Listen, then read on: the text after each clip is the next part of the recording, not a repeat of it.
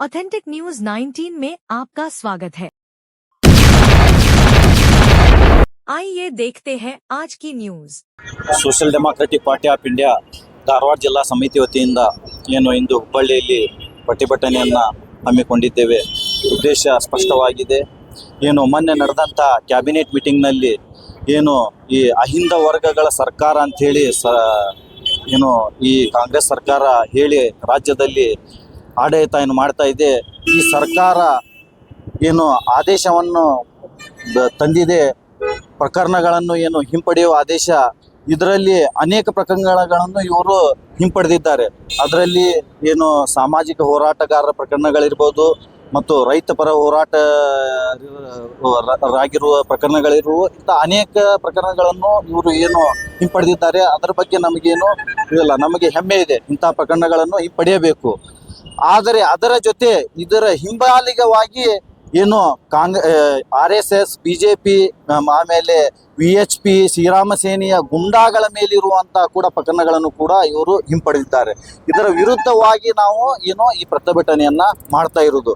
ಇದರ ವಿರುದ್ಧ ಇವತ್ತು ನಾವು ಪ್ರತಿಭಟನೆ ಮಾಡಿ ವಿರೋಧ ವ್ಯಕ್ತವನ್ನು ಪಡಿಸಿದ್ದೇವೆ. ಯಾಕಂತಂದರೆ ಇವರು ಹಿಂಪಡೆದಿರುವಂಥ ಏನು ಪ್ರಕರಣಗಳಿದ್ದಾವೆ, 52 ಪ್ರಕರಣಗಳು, ಅದರಲ್ಲಿ 18 ಪ್ರಕರಣಗಳು ಇಂತಹ ಕೋಮು ವಿಷಬೀಜವನ್ನು ಬಿತ್ತುವಂತಹ ನಾಯಕರ ಮೇಲಿರುವಂತಹ ಪ್ರಕರಣಗಳು ಇವೆಯನ್ನು ಈ ಕಾಂಗ್ರೆಸ್ ಸರ್ಕಾರ ಪ್ರಕರಣಗಳನ್ನು ಹಿಂಪಡೆದಿರುವಂಥದ್ದು.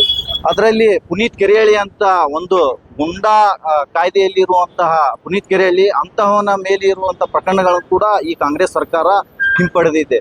ಯಾರು ಈ ಪುನೀತ್ ಕೆರೆಹಳ್ಳಿ? ನಿಮ್ಗೆ ಗೊತ್ತಿರಬೇಕು, ದನದ ಹೆಸರಿನಲ್ಲಿ ಏನು ಇದ್ರೀಸ್ ಪಾಜಾ ಅಂತ ಹೇಳಿ ಒಂದು ಮುಸ್ಲಿಂ ಅಮಾಯಕ ಯುವಕನನ್ನು ಕೊಂದಂತ ಇದೇ ಪುನೀತ್ ಕೆರೆಹಳ್ಳಿ. ಆಮೇಲೆ ಗೋ ರಕ್ಷಣೆಯ ನೆಪದಲ್ಲಿ ಅಥವಾ ಹೆಸರಿನಲ್ಲಿ ಅಮಾಯಕ ಮುಸ್ಲಿಂ ಯುವಕರನ್ನು ಹಿಡಿದು ಬಡಿಯುವಂತಹ ಏನು ನೈತಿಕ ಪೊಲೀಸ್ಗಿರಿಯನ್ನು ಮಾಡುವಂಥ ಇದೇ ಪುನೀತ್ ಕೆರೆಹಳ್ಳಿಯ ಪ್ರಕರಣಗಳನ್ನು ಇವತ್ತು ಈ ಕಾಂಗ್ರೆಸ್ ಸರ್ಕಾರ ಹಿಂಪಡೆದಿರುವಂಥದ್ದು ಪ್ರಕರಣಗಳನ್ನು.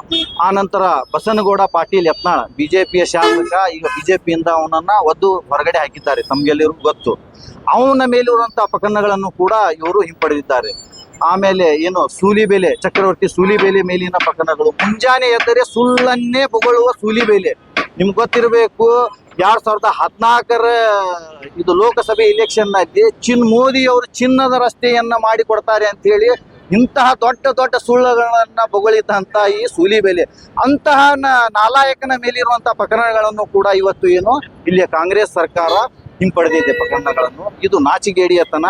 ಆಮೇಲೆ ಏನು ಶರಣ್ ಪಂಪೇಲ್ ಆಗಿರ್ಬೋದು, ಬಜರಂಗ ದಳದ ನಾಯಕ, ಆಮೇಲೆ ಇವನು ಪ್ರಮೋದ್ ಮುತಾಲಿಕ್, ಶ್ರೀರಾಮ್ ಸೇನೆಯ ಮುಖಂಡ, ಇದು ಹೇಳಲಿಕ್ಕೆ ನಮಗೆ ನಾಚಿಕೆ ಆಗುತ್ತೆ. ಯಾಕಂತಂದ್ರೆ ಮುಂಜಾನೆ ಎದ್ರೆ ಬರೇ ಕೋಮು ವಿಷಯವನ್ನ, ಲವ್ ಜಿಹಾದ್, ಗೋ ರಕ್ಷಣೆ ನೆಪದಲ್ಲಿ ಹಿಂದೂ ಮುಸ್ಲಿಂ ಅಂತೇಳಿ, ಆಮೇಲೆ ಮಂದಿರ ಮಸ್ಜಿದ್, ಇದೇ ಮುಂಜಾನೆ ಎದ್ರೆ ಹೇಳುವಂತ ಜಪಿಸುವಂತ ಪ್ರಮೋದ್ ಮುತಾಲಿಕ್ ಅಂತಹವನ ಮೇಲಿರುವಂತ ಪ್ರಕರಣಗಳನ್ನು ಕೂಡ ಈ ಕಾಂಗ್ರೆಸ್ ಸರ್ಕಾರ ಪ್ರಕರಣಗಳನ್ನ ಹಿಂಪಡೆದಿದೆ.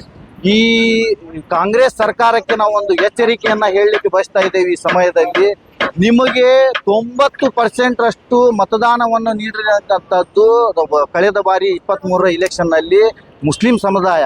ಅದನ್ನ ನೀವು ಅರಿವಿಡಬೇಕು. ಮುಸ್ಲಿಂ ಸಮುದಾಯದ ಪ್ರಕರಣಗಳನ್ನು ನೀವು ಹಿಂಪಡೆದಿಲ್ಲ. ಇವು ಏನು ಹಿಜಾಬ್ ಹೋರಾಟದ ಸಮಯದಲ್ಲಿ ಏನು ಹಿಜಾಬ್ ಹೋರಾಟಗಾರರಿದ್ದಾರೆ, ಅವ್ರ ಮೇಲೆ ಇರೋಂಥ ಏನು ಪ್ರಕರಣಗಳಿದ್ದಾವೆ, ಅಂತಹ ಪ್ರಕರಣಗಳನ್ನ ಈ ಕಾಂಗ್ರೆಸ್ ಸರ್ಕಾರ ಏನು ಮಾಡಿಲ್ಲ, ಹಿಂಪಡೆದಿಲ್ಲ.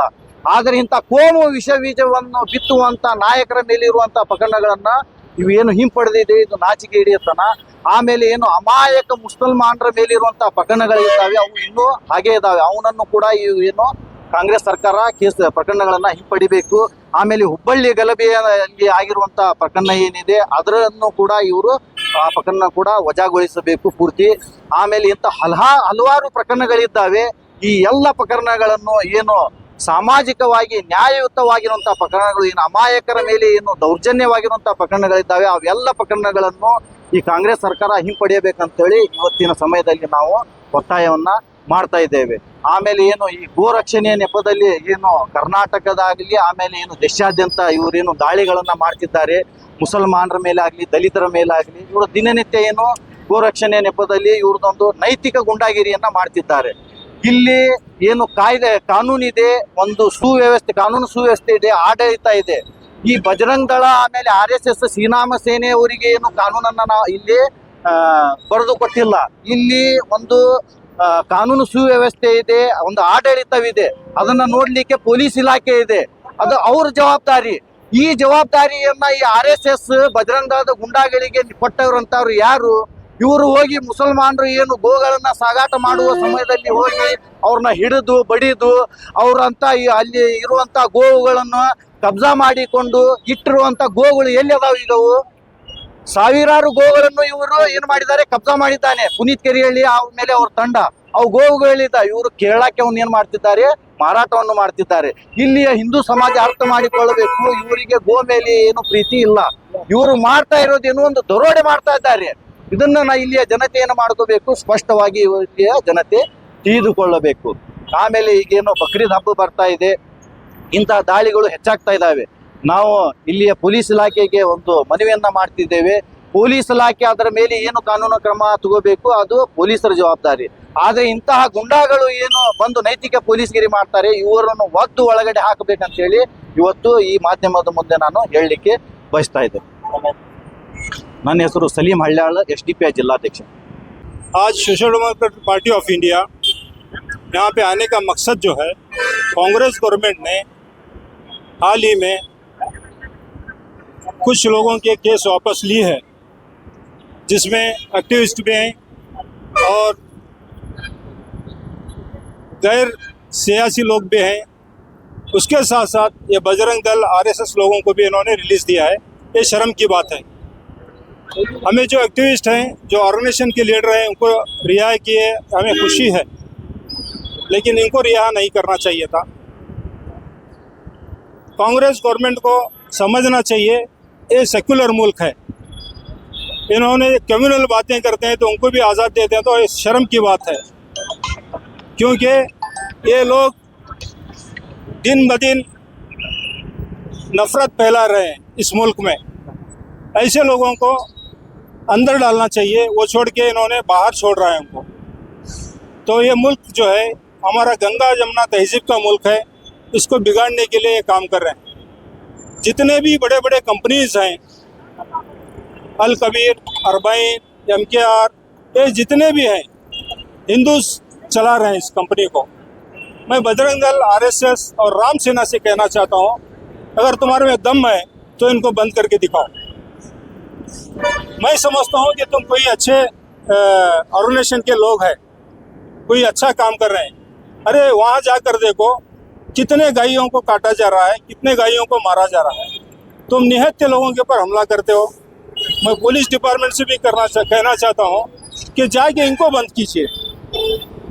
अगर तुम्हारे हाथ से होता है तो, नहीं होता तो छोटे लोगों को क्यों तकलीफ दे रहे हो आप लोग? ये तकलीफ नहीं देना चाहिए, ये क्योंकि एक सेकुलर मुल्क है। यहाँ पे हर मज़हब को मानने वालों को अपने अपने मज़हब पे चलते की आज़ादी है। तुम्हें वो आज़ादी को ख़त्म कर रहे हैं, ये बड़े अफसोस की बात है, ये दुख की बात है। आप करते रहेंगे, एक ना एक दिन लोग समझेंगे, ये तुम्हारी इस हरकतों को लोग समझेंगे, और उसके लिए SDPI पार्टी मौजूद है इनको ख़त्म करने के लिए। इंशाल्लाह आएगी एक दिन, पूरे जितने भी कम्युनिटीज़ हैं हमारे प्लेटफॉर्म पर आएंगे, अपना उम्मीद है, और इनको मुंह तोड़ जवाब देंगे। जब हमें पावर में आएंगे तो इनको अपना इनका सबक सिखाएंगे, इनको इनमें कितने गलतियाँ हैं उसकी सज़ा दिलाएंगे। इतना कहते हुए अपने बात को ख़त्म करें। अस्सलाम वालेकुम।